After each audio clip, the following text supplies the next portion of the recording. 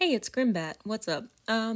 So I've decided to do just a little story time to go ahead and make this video a little bit simple.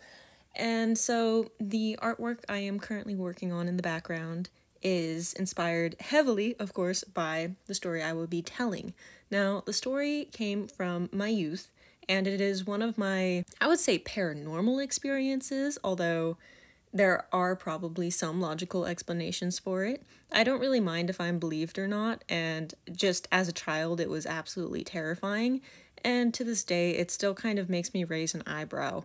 So I thought it might be fun to also share the horrors with everyone else here.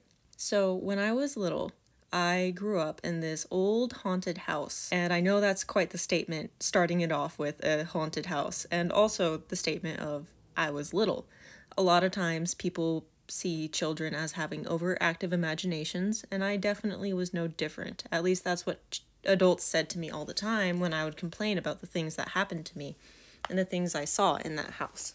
Now, I understood very well that most of what I saw and experienced would not be believed by those around me, as that was just kind of how I grew up. But it was a very old house. The house was fairly large in some ways and small in the others. I think if you think of an old styled farmhouse, you can understand how it's very narrow in a lot of spaces. However, it was larger than your average house by far. And there was a second story. Now, the second story wasn't actually a second story of a house. It was actually the attic that had been made into two little rooms. And that is where my brother and I, and so the attic was made up of two little rooms, and those were the rooms of my brother and I. So there was a very thin staircase that would go up into the attic, and then on either side, parallel to each other, there were two tiny little bedrooms, and each bedroom connected to the rest of the attic through a little crawl space. So it was a really cute place, but it also did have that, I guess, spooky vibe to it a little bit, just because we were so close to dark and creepy spaces are dark and creepy. But those weren't really the things that bothered me too much. It was more so everything else that happened in that household. So this story is going to be the phone, and perhaps the phone call and my little nightstand. And then the cord would wrap around and reach all the way out of my door. One of the places that he delivered to, it was around Christmas. He went ahead and got a present from one of his customers who was very kind. They knew that he had children, and so they thought that obviously his children might like a little Christmas gift, helping us out. And so my dad brought home this little toy phone, and it was a little plug-in phone. It was pink, and it connected just long enough to reach both my brother and I's room. So we had an into my brother's door and go to his nightstand on his dresser. And we would play that way. I believe I was about 5 or 6 during this time, so old enough to not just completely make things up and to kind of remember things pretty accurately. Now, my brother was a little bit older, so he was less interested in playing with the phone, so it kind of just sat there for a while after the novelty wore off of it. But I always thought it was really cute. It made me feel like a grown-up, and it was so I would grab the phone and hold it up to my ear until the quote-unquote events started to occur. I cannot recall quite how many days. I believe it was only 3 days into having the phone that this started happening.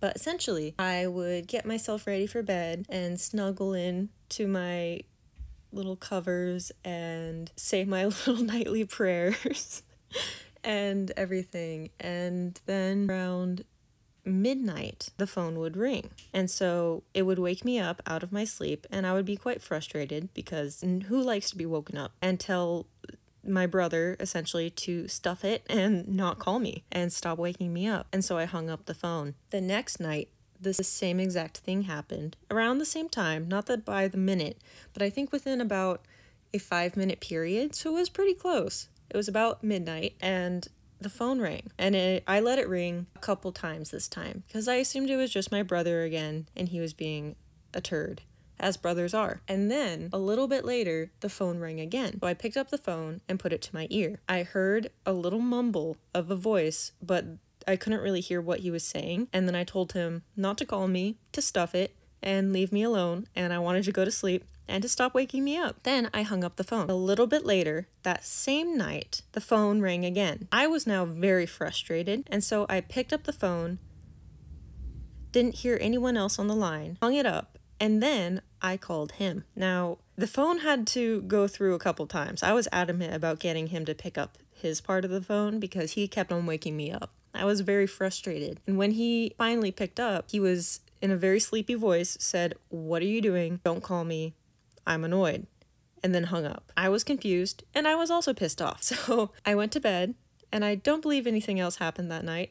But the next morning, I remember having a huge argument with him about it over breakfast, which we had Cinnamon Toast Life, by the way. Cinnamon Life, I believe. So there we are. I'm about 6 years old. He's about 8 years old. 2 kids having a very large argument over cereal. And I tried my best to get him to admit to calling me both times in the middle of the night because I was exhausted because he kept on waking me up, and it's annoying. And he was very adamant that I called him. And so we just left it. I just assumed that he was bluffing. He probably assumed I was bluffing. And we went to bed. The next night, the same exact time frame, about 11:30 to 12:30-ish, the phone rings. Now, I was pretty fed up, so I immediately picked up the phone on like the first ring, yelled into it or something, and was like, "What? What do you want?" And on the other end of the line, I couldn't really hear anything. So I hung up and then just turned around and put the pillow over my head and just ignored it. That night, it only called once. So I just ignored it and kept going. The next night, of course, as you can see with this theme, it called again. So I picked up the phone and I asked my brother, "What the heck?" Get off the line. And I heard someone breathing on the other end. And now the breathing was like very, very audible breathing. It was very like this was a full person. And I just naturally, as anyone would assume, that it was my brother messing with me. And so I got pissed. I slammed the phone back into the receiver and then I popped out of my little bed. I scooted myself across the room with my little kitty pajamas and swung open my door. I barged into my brother's door, super angry, and then I was shocked to see that he was fast asleep in his bed. I am trying to remember exactly what went through my head at that moment, because the concept of what had just happened was definitely something that confuses me to this day. I heard breathing, I heard murmurs. I thought, hey, maybe he's faking it. So I just let it be for that moment, not quite sure of what just happened, and crept out of my room, crept out of his room without waking him up and went back to bed. The next night, same phone ring. I, instead of even picking it up, hopped out of my bed and went straight into my brother's room. My brother was still dead asleep. I thought he was faking it. I thought that this was just, he was really committed to whatever he was doing. So I shook him and woke him up, and he was very upset with me, as I feel like any sibling would be, and essentially shoved me out of the room and locked me out of the room. And I was so confused because at that point I realized he wasn't faking being asleep, because there's that grogginess and that like confusion state that happens. And so that state had happened both nights when the phone had rang. So I just kind of almost like decided, not gonna think about it, no worries, okay, this is fine. I went back to bed. The very next night, this is like 6 nights in a row that we're having the phone ring in the middle of the night. I get a call again. Now I am upset because when you have distance between the events, obviously your rational mind wants to take over. Even at that young age, I was a very rational kid. And so I'm like, you know what? I'm crazy. I'm a silly goose. I'm falling for my brother's tricks. He has to be doing this. There's no other way. So I picked up the phone, I listened, I didn't hear anything, and then it hung up on me. So someone was definitely on the other line. I put the receiver down, waited some more. It once again rung on about the third ring. I snatched the phone up, put it to my ear, and I heard breathing. And I stood there, and I sat there in my bed, listening to this breathing, hoping to hear my brother do or say anything or give any indication that he was on the line. And I sat there for about a minute and 30 seconds-ish, I would say. It was not a long period, but it definitely felt like it. And I was fully awake by this point, mind you. This had been happening. I was ready for it mentally. I was prepared, and I was very conscious. So I knew for a fact that there was breathing on this little pink toy phone, and then it hung up on me again. So naturally, as a frustrated little sister, I gave my brother a call. He did not pick up. I gave him another call. He did not pick up. I gave him another call. He did not pick up. I gave him another call. And he finally picked up, yelled at me to leave him alone or something like that, and then hung up. I was very frustrated at whatever had been going on. I still wasn't entirely sure that it wasn't my brother, but things were definitely changing in how I was approaching the situation. The next day, my parents had come to me and they said, "We're taking the phone away because you keep on waking up your brother." So yes, my brother went and told my parents that I had been calling him here and there in the middle of the night, and everything was my fault. And they definitely believed him, which is unfortunate, but I won't hold it against them. So, as a result, they went ahead and unplugged the phone from the outlet. And so we were only allowed to, quote unquote, play with the phones if it was unplugged and therefore having no power. So essentially, it was just now a prop to use with our imaginations, and we couldn't actually talk to each other on either end. The power to it was gone. It was not a battery-operated device. It was a plug-in specifically. So, okay, I was fine with that. I honestly was quite relieved because how annoying. Everything was normal for about 2 nights. So I would imagine if it was some kind of electrical issue or glitch, it would have happened prior than that. But about 2 nights later, on that third night, I heard the phone ring. I was scared out of my pants. I did not know what to do. I was so terrified of the fact that it rung because I knew that the thing was unplugged, and so I wondered, hey, maybe my brother plugged it back in. I went outside of my room, tiptoed across the little carpet, and creaked open the door very slowly, and there was the plug, and there was no plug in the outlet. And so I definitely had no clue what to do at that point. I was very confused. My idea of what was happening, the world around me was just not making sense. This stuff is not adding up. So I just decided, as a young 6-year-old, to tiptoe back into my bed and just ignore it and just hide under the covers as a normal 6-year-old would do. The morning after, my father had come to me, and he was quite frustrated because he said that my brother had been called last night as well, and they thought that I still was somehow messing with him, despite the fact that I was not. But they didn't believe me when I said it wasn't me and that I wasn't doing anything because my brother, he likes to sleep, so it's kind of fair to assume I did have a history of insomnia and kind of being up and around at night, whereas my brother very much loved his sleep. So I understand why they kind of chose his side on that. However, they then decided, since I was not responsible enough to have the phone at all, to completely remove it from both of our little dressers, wrap the cord around it so it was tightly secured, and put it on a shelf in my closet. So it was fully gone, out of the way, and everything was supposed to be fine. And once again, I felt very, very, very relieved because I was kind of freaking out about what was going to happen and why it kept on ringing. And at this point, I had also lost a lot of sleep every night and kind of was afraid to even go to bed. As you can imagine, the next couple days, fairly normal, everything was fine. I still kind of argued with my brother about him calling me, and he claimed very adamantly that I had always been the one calling him. And I still was very frustrated because I heard breathing on the line and I knew that someone had to be on the other end. But he was adamant, and about 3 to 4 days later, it was once again in the evening. You can see where this is heading. The phone, the little plastic phone that is not a battery-operated device, a plug-in only, wrapped up in my closet, rang.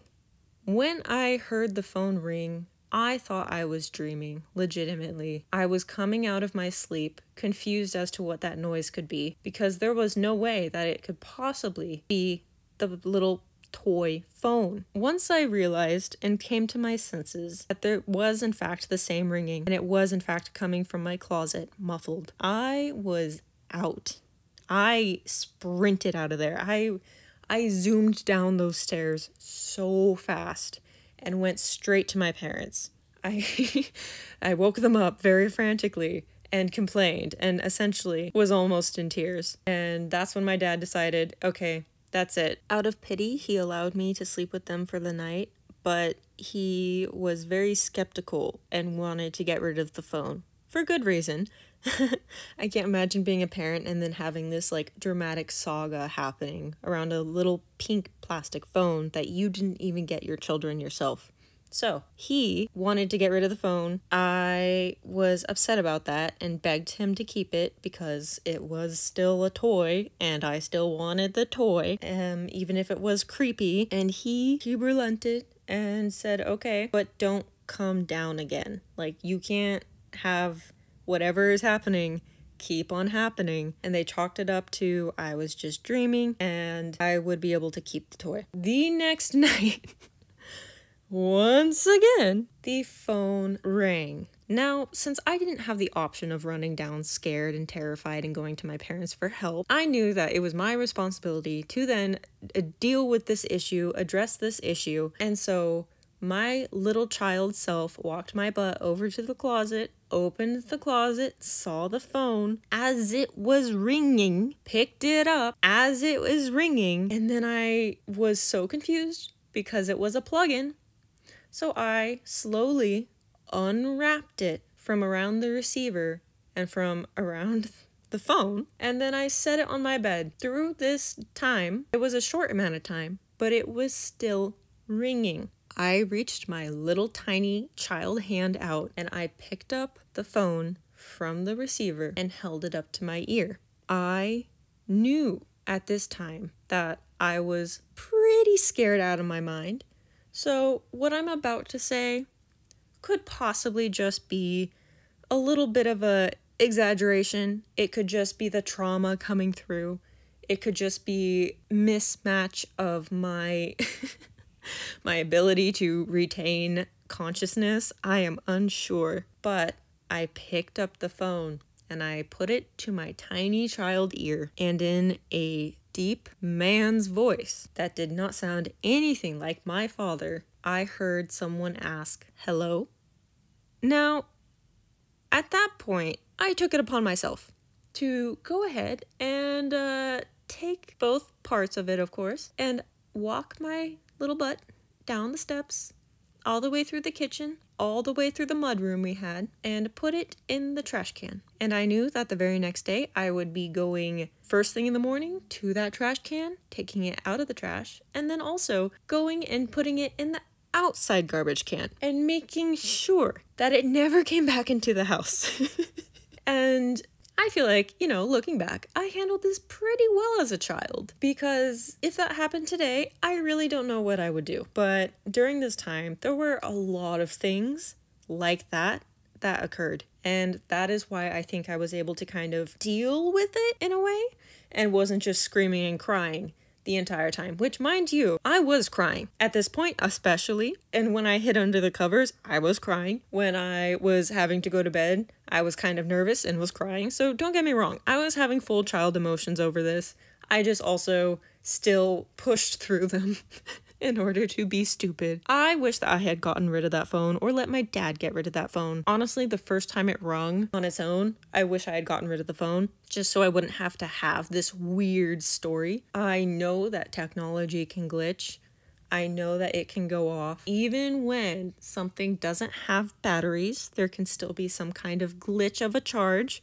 Very rare, but it can happen. But a plug-in, it's possible. It's possible for all of that, for the phone to ring. But to hear breath and breathing on the other end, and to hear someone, a stranger, say hello in full English sentence, that's a statement right there, full word.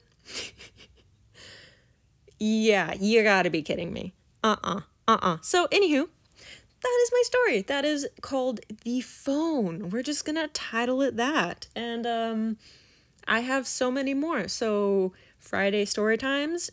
Anyone? Not sure. If this is your thing, let me know. If you have any advice or, pointers, let me know. Thank you for allowing me to share this with the world. I actually have only told this story, I think, like twice before, just because I really have not talked about my own paranormal experiences hardly at all. Because one, no one around me likes the paranormal whatsoever.